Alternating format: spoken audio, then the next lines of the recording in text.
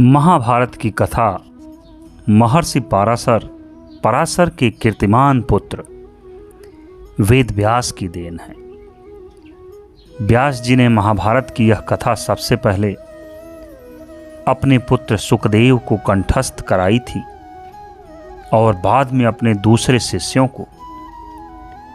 मानव जाति में महाभारत की कथा का प्रसार महर्षि वैशंपायन के द्वारा हुआ।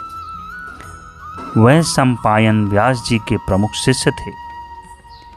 ऐसा माना जाता है कि महाराजा परीक्षित के पुत्र जन्मेजय ने एक बड़ा यज्ञ किया।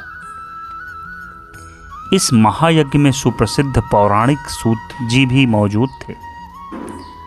सूत जी ने समस्त ऋषियों की एक सभा बुलाई। महर्षि शौनक इस सभा के अध्यक्ष हुए। सूत जी ने ऋषियों की सभा में महाभारत की कथा प्रारंभ की कि महाराजा शांतनु के बाद उनके पुत्र चित्रांगद हस्तिनापुर की गद्दी पर बैठे। उनकी अकाल मृत्यु हो जाने पर उनके भाई विचित्रवीर्य राजा हुए। उनके दो पुत्र हुए, धृतराष्ट्र और पांडु। बड़े बेटे धृतराष्ट्र जन्म से ही अंधे थे, इसलिए उस समय की नीति के अनुसार पांडु को गद्दी पर बैठाया गया। पांडु ने कई वर्षों तक राज्य किया। उनकी दो रानियां थीं, कुंती और माद्री। कुछ समय राज्य करने के बाद पांडु अपने किसी अपराध के प्रायश्चित के लिए तपस्या करने जंगल में गए। उनकी दोनों रानियां भी उनके साथ ही गईं। वनवास के समय कुंती और माद्री ने 5 पांडवों को जन्म दिया। कुछ समय पश्चात पांडु की मृत्यु हो गई। 5 अनाथ बच्चों का वन के ऋषि मुनियों ने पालन पोषण किया और पढ़ाया लिखाया। जब युधिष्ठिर 16 वर्ष के हुए तो ऋषियों ने 5 कुमारों को हस्तिनापुर ले जाकर पितामह भीष्म को सौंप दिया। 5 पांडव बुद्धि से तेज और शरीर से बली थे। उनकी प्रखर बुद्धि और मधुर स्वभाव ने सबको मोह लिया था।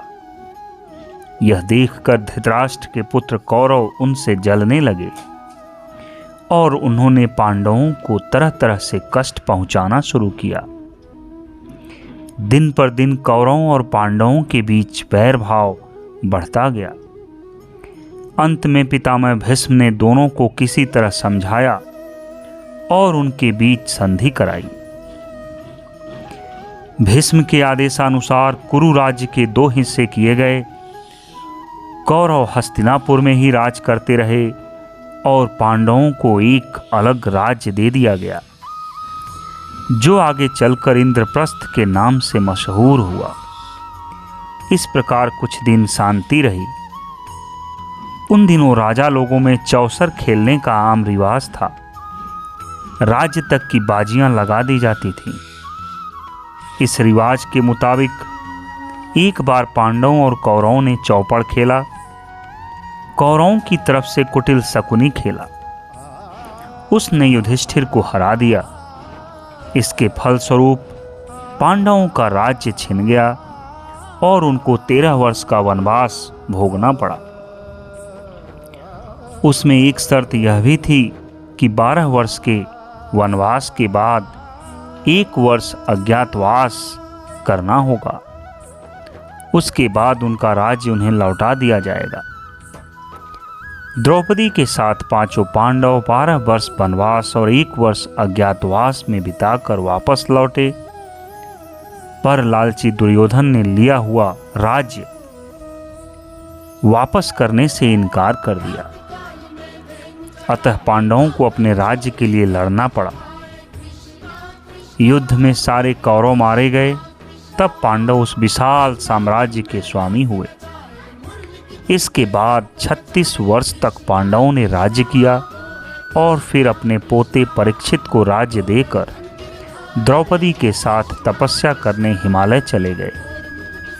यही महाभारत की कथा है।